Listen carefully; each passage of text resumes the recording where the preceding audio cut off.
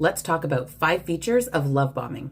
If you've ever been in a relationship with a narcissist, you'll remember the beginning was amazing. You probably missed the signs of being love bombed, and that's because you didn't know what you were looking for. Number 1, mirroring your life experiences. A narcissist is learning and studying you. In your first conversations, they are listening carefully. They're creating shared experiences. You like that band? Me too. Oh, you're from California? I went to school there. These false commonalities make you feel understood. It builds trust. They create a faux history on the fly out of nothing.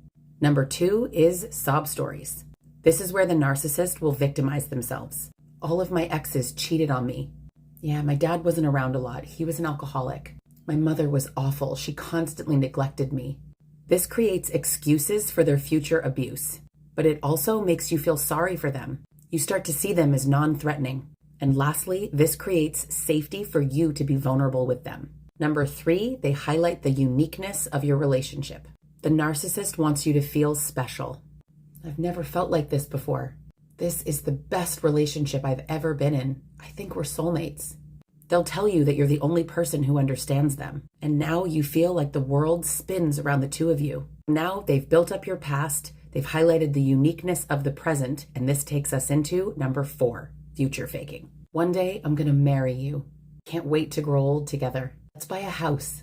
I can't wait to have kids with you. Future faking is part of the manipulation process. Number 5 is physical and sexual attention. This gets the chemicals to be released in your brain. Dopamine, oxytocin, serotonin, they're all flooding your brain. It makes the narcissist an irresistible package. You're not thinking clearly anymore. This process is the beginning of how a trauma bond is built. A trauma bond is an emotional attachment that forms in an abusive relationship. It gets created when there's a cycle of abuse and positive reinforcement. As survivors and victims, it's so confusing to go from, I love you so much, you're the best thing that ever happened to me, to suddenly, why do you make me treat you this way? This is why, to avoid being love bombed in a future relationship, take it slow. Pathological love relationships typically happen at lightning speed. Take time to get to know someone. Watch their words and their actions. Do they match? More importantly, do they match consistently over time? What was your love bombing experience like?